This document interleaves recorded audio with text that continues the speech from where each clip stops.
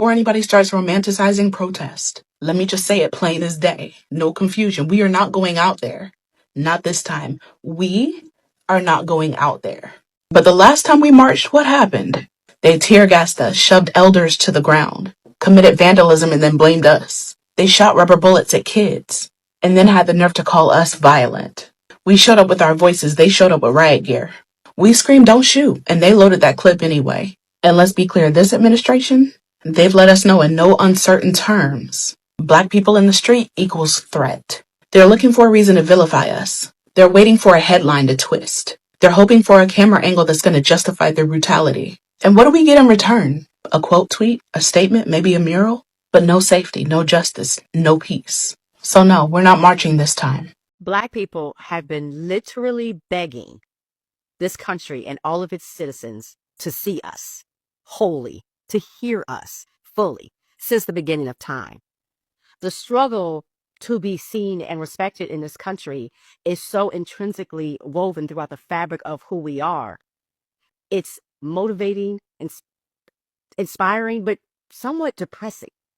If you think about how much it's affected the Black culture, from our music to artists like Nina Simone, all the way to Ice Cube, Public Enemy, Tupac, Kendrick Lamar, Curtis Mayfield, have spoken about our struggle and seeing us.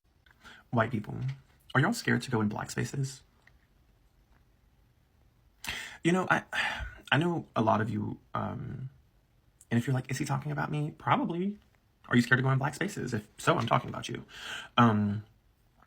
I feel like so many white people are scared to go in Black spaces for stereotypical reasons, right? Whether subconscious or not. You're probably thinking, am I safe? Are they just gonna jump me? Like, I don't know what you're thinking. Like, are they gonna rob me? Like, I don't really know, like, what you think is gonna happen. And I think a lot of you think, well, I'm gonna stick out like a sore thumb. You will. You're the only white person there. How do you think a Black person feels when they walk into a white space? You will stick out like a sore thumb. Of course you will. Well, they look at me, baby, they're making sure you're not there to hurt them. See, the difference is, you're looking at them through the lens of stereotypes, right? They're looking at you through a lens of self-protection. Because obviously through history, this country has shown over and over and over again the way it feels about its Black citizens. And it's still doing it today. So baby, when you walk into their space, they're just trying to make sure that they're safe around you because of actual historical reasons, not stereotypes. The magic happens when they realize you're safe. A man's silence is dangerous. Don't ever confuse it with weakness or take it for granted. When he stops speaking, it's not because he ran out of words. It's far deeper than that. It's because he no longer sees you as worth explaining himself to, worth the effort. That silence means his respect for you is gone, and when respect is gone, love fades. Many women assume it's the silent treatment, but it's not always about punishment. Often, it's because he's realized you don't listen, don't value him, don't even hear. So he pulls back, not to hurt you, but to reclaim his peace, his sanity, his calm. And once he's done talking, he's done listening, and when he's done listening, he's gone. Drop 100 if you agree with me, and pass this on to someone who... I don't know why no one's talking about this, but there is a mass exodus of U.S. citizens from the United States. Look, I'm a real estate agent in Costa Rica. I help foreigners move abroad, move to Costa Rica, and make a life here. I've been getting a ton of stories from clients who are absolutely spent. I'm working with a psychiatrist who helps teenagers. And when I asked her why she wants to move to Costa Rica, she said, it's because I have lost all hope. My patients have lost hope. And what's worse is I have lost hope too. And how can I possibly be of service to someone else? Yeah, welcome back, people. A lot has been done in this country, but we never saw the Black people coming out to address or complain because they used to see this. They complained many years ago, but no one came out to defend or to respond of their complaints. And now, the whites are so worried. They're confused. They're confused because they expected what they're doing. what they're doing today is what they expected, that that the black people are the one to do this. They expected the black people to be complaining according to the situation, everything that is happening today. But things went upside down. Things don't went as it was planned or expected. And now they're worried as how the blacks are not suffering, how the blacks are not coming out to speak their views, to give out their views on how they feel about the situation and everything that's happening. You know, the whites turned out in a large number to vote for Donald Trump. They turned to vote out to make America great again. They turned out in a large number to vote for the white system. They turned out in a large number to vote against the black person who was the Kamala Harris. So they turned against, not because they loved Donald Trump, but they turned out just to vote out the blacks or the black candidate and install their own white person in that position. And all that's happened today is what they voted for. When they came out, when the white came out to vote, you know what was the expectation? I believe that the expectation that is what was that they were voting just to oppress the other race, the people of color. But they never know, or they never believed that maybe all that they were doing, or the decision that they were making may one day come out and hit them. So whatever is happening today in America is like a dream, because up to this time they never believe of all that's happening. They don't believe in this because they never expected. And I believe that even that time, if you could have come out and tell the white people that the decision that they are making is wrong, because they will come to cry in coming days, they will have not agreed with you. But now they are facing this for themselves. And all that they are facing today is what they planted. That is what they created, and that is what they're getting. They voted knowing that maybe they're punishing other people. They're punishing other races, because all they expected is what the blacks has been passing through all these years. The black people have never existed in America today. We have many, many years that passed, and the blacks who have lived those years. We talk about since the time of slavery, when the blacks slaves were taken out of Africa and taken to the land of America, the white land. They built up this country. They were mistreated. They were killed. But they never give up. They contributed hugely in building up this empire, which today their generation is suffering, which today their generation is dying on the streets. They have been denied access, the chances, the opportunities. They are not being seen as humans, but just as slaves. So what people don't know, or the whites don't know, is that America cannot run without slaves, because the blacks have been only taken as slaves. So the American country cannot run without slaves, because the contribution that they have been giving out in this country is not that little. It's a lot of struggle, a lot of sacrifice, they did a lot in building up the country, and not only the country, but the entire economy, which today has made America to be where it is. But still, no one recognized their presence, no one recognized their contribution. But at the end of the day, they all feel like the blacks are taking their opportunities and everything that belongs to them. So today we are watching over, despite the black relocating from Africa, from America, and go back to Africa, we have experienced many white Americans who are moving out of this country. They are not moving out for vacation. They are not moving out because they are going to, but they are moving out permanently because they are no longer able to sustain the life in America. So all that happened in all these years since the time of slavery until today, they are worried. because they don't see other people, the people of color, complaining as how they're complaining. They are not complaining because they used to this many years ago. They are America was not ever prepared to run without slavery. That's why during Reconstruction and Jim Crow, chain gangs became popularized, prison labor became popularized, up until even now, because prison labor is pretty much legalized slavery. And that's why prices have been raised so high and the minimum wage is still what it is. It's because now you're having to work, more than one job. Once upon a time, you could work one job and provide for your entire household. Now you can't do that. Both parties, if you have two people in the home, both adults have to work, and sometimes even two jobs.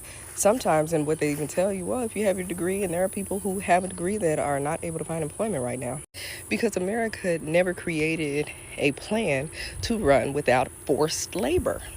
They never anticipated black people voting, women voting, natives voting. They never anticipated us being in the spaces where we can earn a higher living. All these mass layoffs is essentially getting rid of the middle and upper middle class. So then people are going to be forced to take, jobs in warehouses or do a lot of laborious work, which is absolutely no shade to, but a lot of those jobs don't pay what you need to pay when you live a certain life, and even when you just kind of want the basics. So not complaining because this is what they have been raised. This is the kind of the life that they have been raised. This is the only life they know, the life of struggling, suffering, fighting for their own life, fighting for their justice, fighting for everything, equality, because no one was there to fight for them. And this has helped them a lot. We have seen many black people are demanding segregation. Why are they doing this? Because we believe that segregation is a law. It's a law that was passed many years ago that was to separate the blacks from the whites, that was to keep the blacks from whites and limited them not to do maybe common things together, not to associate in any public spaces.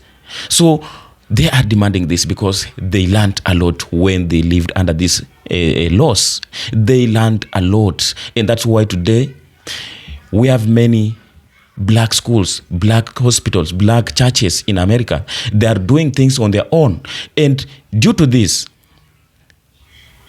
it helped them a lot to learn on how to be dependent. But still, the white benefited from all they struggle and build up during their own dependent. So you are crying out. The blacks are not complaining, and they are not complaining soon. Instead of complaining, most of them are taking other decisions to do other things apart from what people expected, because Americans, or the black Americans, have been living in America just like refugees. This is the land that their forefathers built through sweat, blood, torture, suffering, mass killings. But their generations, their forefathers believed that one day the truth will come out. And their generation will find a way or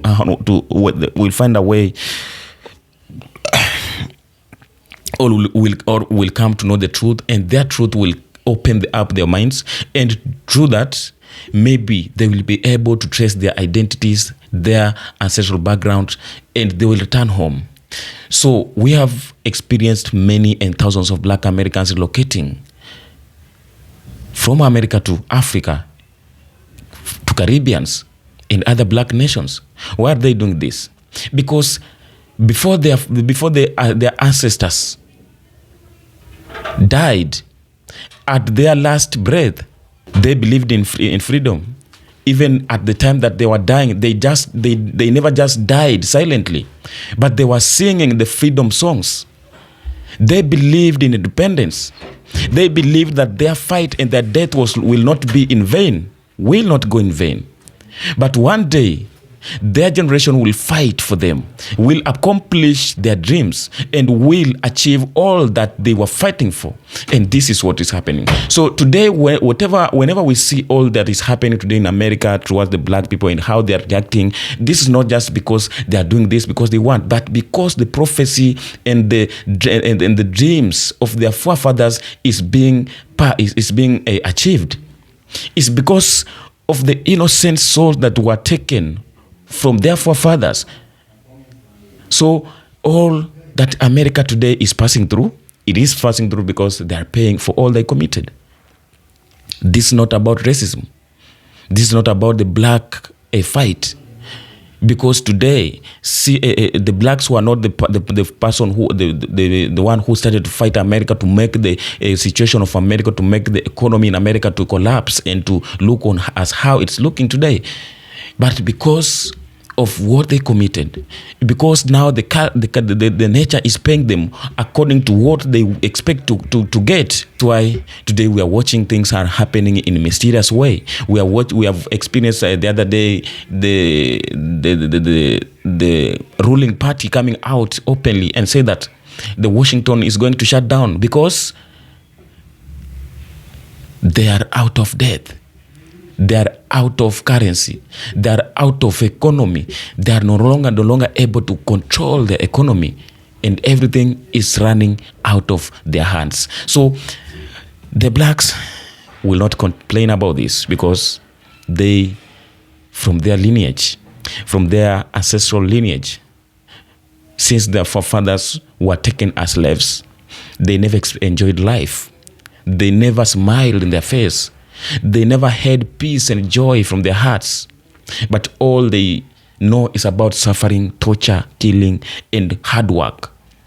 Hard labor work. Working without payments. This resulted them to live a life of suffering and fighting for the survival. And that is how the black Americans have been living all these years. All the laws that was imposed to them to make them suffer, and they're used to this. So whenever anything comes out which strikes so hard, they are not being shaken. But the people who never used to this, they are today now who are being shaken because they never used to this. They used to soft life. They used to depend on the government because the government was there to listen and to provide for them. They were there because the government was there to fight and provide and deliver anything they demanded, they needed. So today, because that is what they voted for, and they expected maybe that it will hit the black people so much, but now it came to hit everyone, not only the blacks, not only the yellow, not only the whites, but everyone in the country. So it's upon you to choose on how to survive with the situation. And that's why we see many of them are moving out. The whites, not only the blacks, are moving out because they are no longer able to sustain this kind of life they never used to. So I'll not take much of your time. If you are a black person, just tell us what you feel. How do you raised in the country of America? And what do you feel up to date as you watch over all that's happening, all this commotion, and how things are working out? Because we believe that this will come once again to happen, but we never expected that maybe it will come to happen at this time until we started to experience little things coming out, happening in a mysterious way. And we were like, wow, how can this happen? How can this be able? So this is the karma, and the karma is paying people according to what they planted and what they give life. That's what the life is giving to them. So tell me what you have in the comment section. I'll respond to to each question that pop in my comment section. I appreciate your support, for you being here each and every time, supporting and associating with my channel. I appreciate your support, and I welcome you more and more as every time and every day as we do this, because we are here each and every time to make sure that you get what you deserve. Until next time, be blessed wherever you're from, and I love you.